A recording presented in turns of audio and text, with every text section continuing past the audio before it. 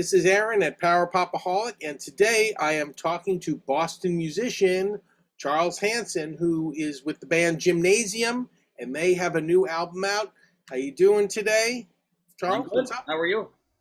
Good, good. Good. So this new album is called, Hanson's Pop and Rock Music 22, Yep. and it's a massive double album, I call it. I think would be Yeah. appropriate. 22 songs.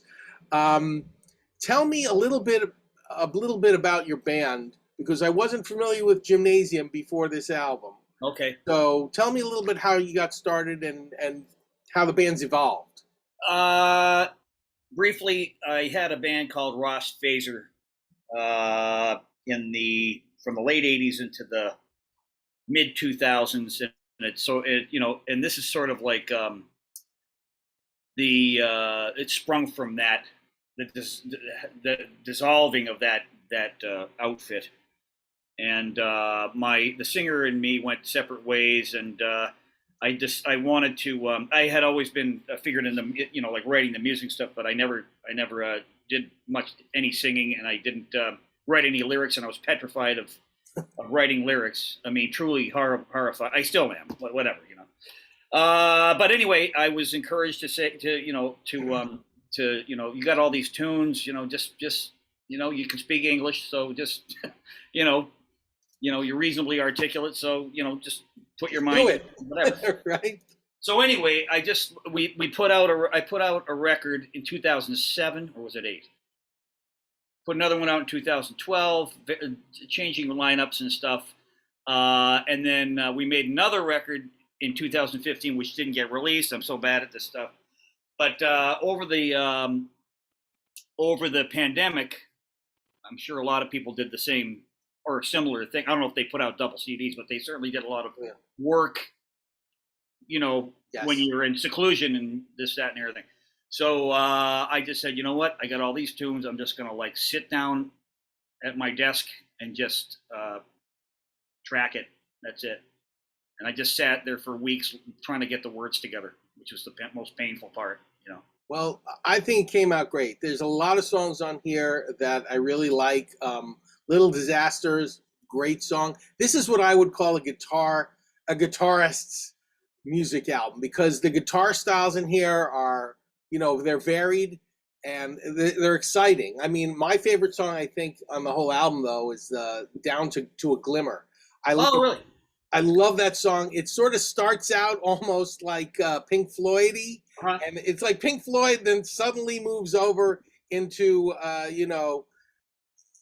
Joe Walsh area. Yeah. It's like sort of moves from one style to the next almost seamlessly. It's like when you have a bridge, it just means there's going to be a change in tone, and that happens on a few songs. Well, I'm sorry. Go ahead. That tune was. There's 2 solos on that tune. The first one's me. I do with like an old Neutron phaser. But the second solo is my friend Duke Levine, who is playing with Bonnie Raitt now, actually. Wow. Believe it or not. So he's one of the great guitar players on the planet right now, and he played a beautiful solo on that tune. Yeah, I like the way that came out. It came out pretty good. But anyway, that just leads into my next question. You got a whole bunch of great help on this album. I mean, some of the people I do know, Anthony Kaczynski, who's in Fire King. Yeah, great friend of mine. He played at the Power Popaholic Fest years ago when I had it in Brooklyn. And then you have Mike Gent, and a few other people. A lot of local Boston, guitarists as well. So tell me how you got all these people together. When you were putting together the songs, did you just decide? I blackmailed them all with. Yeah. I have things on them. Did you say, okay, you're going to sing and you're going to play this and you're going to do that? How did that work? I was thinking about who do I know who I'm in good graces with that I could ask, and then I was thinking about each tune, and I just imagined people singing the tunes, and I said, oh, maybe this person would be good on this one, and I think for some reason it worked out. You know what I mean? All right, cool. Like some of the songs, it's pretty obvious who you're singing about. Like a song like Karen Black. Yeah. Really obvious. It's about the Trilogy of Terror, if you remember. Right. But in the song, another song I really like on this album is "Coast to Coast Companion." I love that tune. Who is that song about, or is that an amalgam of people? Yeah, it's a typical, the people we've all known. I think we've all known people, especially back when I was, a kid, and it was in the hair metal years, and I knew a bunch of guys that were like, "I'm going to go to L.A." and then they come back with their tail between their legs and a drug habit. So, sorry, but no, I got it. I'm just reporting on the truth. You know what I mean? No, that's cool. I also like the fact that like the first half of the album is pretty solid with its concept. Going through scenes of childhood, scenes of work and things that you like, and then it's sort of like midway through disc 2. You get into more prog stuff like Medicine Ball. Yeah, that's also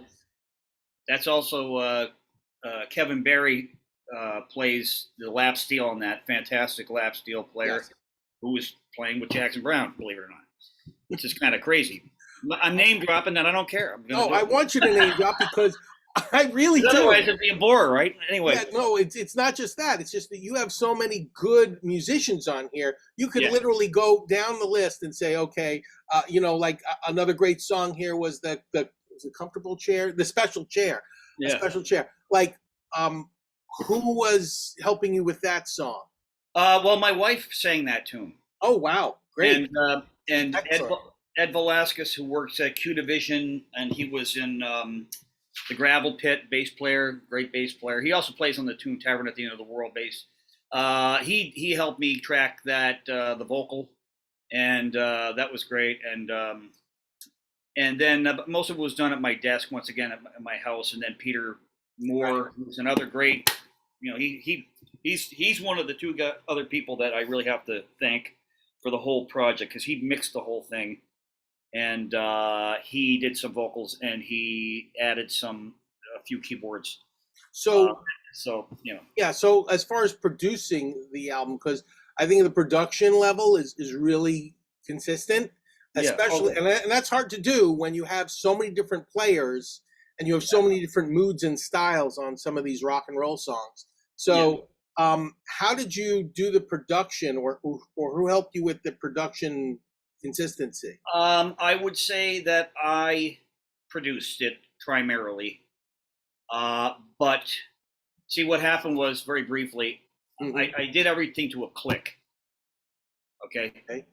Or a straight beat, or just like a beat from like Logic or whatever, just to And I accurately played and sung and played the keyboards and everything as accurately as I possibly could. And then we took those tracks to Peter Moore's house. As I said, he has a place called Palace of Purpose. It's in Malden, which is in the suburbs over here. And we tracked drums. And but then my friend Jonathan Scrency, who plays drums on most of the record, he's the other person who was the main contributor. He did some of his own, like fake drums, I call them. Like they're drum. I mean, you probably wouldn't know that they weren't real, but there's a few tracks like Little Disaster where they're not real drums. They're like, wow. Right, so you're getting into my next question, which is, the serious gearhead guitar question, which is, did you use the same guitar for the songs throughout the album, or you had a few different guitars, and what kind of guitars were you using? I'll just tell you that on that entire record, I'll talk about the amps first. Okay. There was one, there's hundreds of overdubs, but there's one track where I used a real amp. Every other track is a fake amp, the digital thing, out of the Logic thing. Right. The reason why I think it worked is because I would start with one guitar, and then I would just like tweak each guitar so that the EQ fit. You know what I mean? Like I was trying to get different sounds so that have very different sounds. They tend to sit in the mix. Well, you have a thing behind you, so No, you're obviously an engineer, But anyway, so that, and then the guitars I tried to mix the guitars up a lot. I have a '71 Les Paul Custom that's like a '54 reissue that has 2 Seymour Duncans in it that were actually wound by Seymour Duncan in the '70s. Wow. Nice guitar. I have an SG. Use a black SG Special that was from 2003, I think. And then my wife has a '63 Strat that was invaluable on the record, and also what else did we do? A Special. There's like a late '80s, TV, no, a TV Junior, and a couple of other guitars, specialty guitars. Wow, that's so. But I just try to I just like the range that you had throughout the album. Oh, good. Well, thank you. Different guitar sounds that you had. Conscious decision. No, it's great. I mean, and there's so many songs here that just emote. Even though you use that classic, I would say the classic rock styling from the late '70s into the '80s and stuff. Everything here is completely original. Everything here sounds really great. It's like you're listening to an ongoing concept album that just feeds you and feeds you, and you just want to hear more and more. And then you want to go back and hear what you missed. So I guess one of my final questions here is, how are you doing any kind of live playing to promote any of this, or no? Yeah, I mean, I've been rolling around in my head for a while now, and I'm just trying to figure out how I would tackle it. I don't think that I could do the whole record at once. It would be impossible, almost. Yeah. And, I have to consider, like there's 9 different singers on the thing. I don't know. I don't have an answer for you yet. I would like to say that I would. All right. No, that's definitely fair enough. That's awesome. So I may guess in conclusion, pick up Hansen's Pop and Rock Music 22. It's got so much great guitar music on it. If you're a fan of classic rock, you're going to want to get this. You're going to want to listen to it. It's given me enjoyment all week. I've been listening to it a couple times. Thank you. And I'm impressed. Thank you so much, Charles. Appreciate the music. Appreciate that you're doing this. And rock on. Keep making music, man. It's a compulsion, so that's you wrote it well and composed it really well. I think it stands out, and I appreciate your time on this. Thank you for having me. All right. Take care, everybody. Thanks. Bye-bye. Bye.